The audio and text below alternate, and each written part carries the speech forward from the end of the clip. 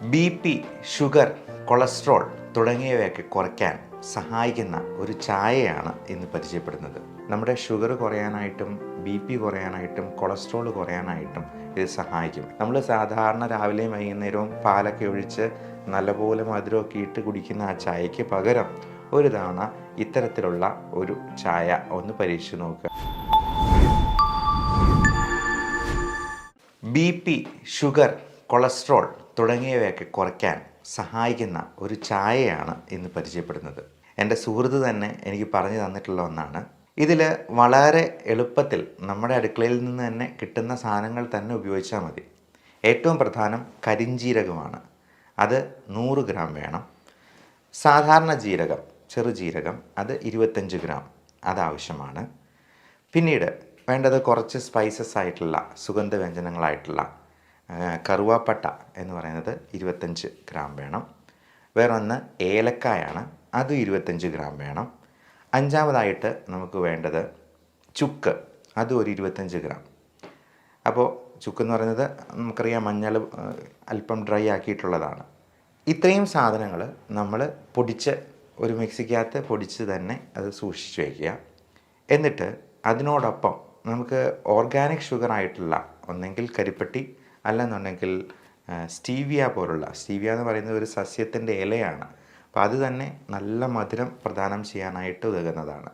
നമുക്ക് സാധാരണയുള്ള ഈ പഞ്ചസാരയും ഷുഗർ കെയിൻ പഞ്ചസാരയും ഒക്കെ ഒഴിവാക്കുക. പകരം ഒന്നെങ്കിൽ ശർക്കരയോ അല്ലെങ്കിൽ കരിപ്പട്ടിയോ ഉപയോഗിക്കുക. അടുത്ത ഇൻഗ്രീഡിയൻറ്റ് വേണ്ടത് വെർജിൻ കോക്കനട്ട് ഓയിലാണ്. അപ്പം ഇതിൻ്റെയൊക്കെ ഗുണങ്ങൾ എന്താണെന്ന് വെച്ചെന്നാൽ ഈ സുഗന്ധവ്യഞ്ജനങ്ങൾക്കെല്ലാം ഒരുപാട് ആൻറ്റി ഓക്സിഡൻറ്റ് പ്രോപ്പർട്ടീസ് ഉണ്ട്.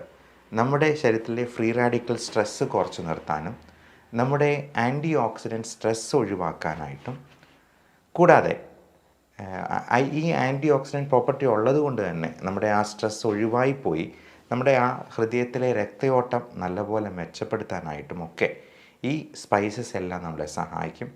മാത്രമല്ല ആസ്പിരിൻ, ക്ലോപ്പിഡോഗ്രൽ തുടങ്ങിയ മരുന്നുകൾ കഴിക്കുന്നത് പോലെ തന്നെ ഈ ഇൻഗ്രീഡിയൻസ് എല്ലാം തന്നെ നമ്മുടെ രക്തയോട്ടത്തെ സുഗമമാക്കാനായിട്ട്, രക്തത്തിൻ്റെ കട്ടി കുറയ്ക്കാനായിട്ട് സഹായിക്കുന്നതാണ്. അതുകൊണ്ട് തന്നെ ആസ്പിരിൻ, ക്ലോപ്പിഡോഗ്രൽ തുടങ്ങിയ മരുന്നുകൾ കഴിക്കുന്നവർ ഇത് ഒരു ദിവസം ഒരു തവണയിൽ കൂടുതൽ, ഒരു കപ്പിൽ കൂടുതൽ കുടിക്കേണ്ടതില്ല എന്നും പ്രത്യേകം ഓർമ്മിപ്പിക്കുന്നു.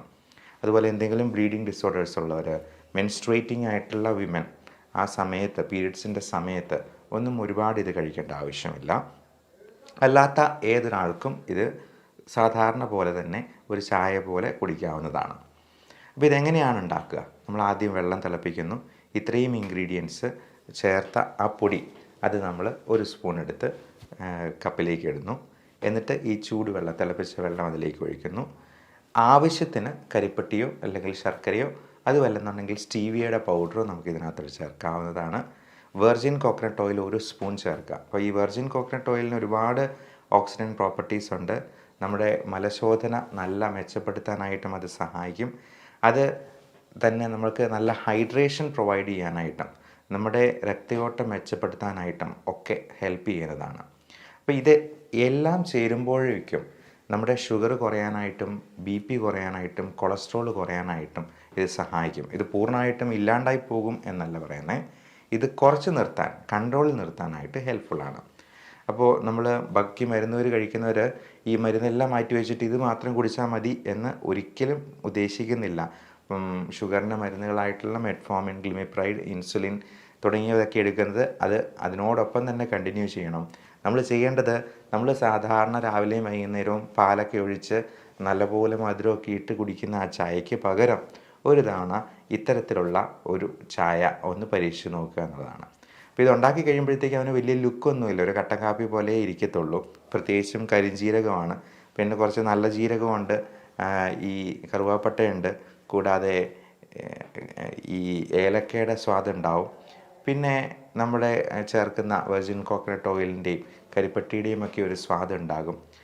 അപ്പോൾ ഇതെല്ലാം കൂടെ ചേർന്ന് നല്ല ഒരു സ്പൈസി ആയിട്ടുള്ള ഒരു ചായയായിട്ട് നമുക്ക് മുമ്പിൽ കിട്ടും. അത് കുടിച്ചുകൊണ്ട് ആ ദിവസം ഒന്ന് തുടങ്ങി നോക്കൂ.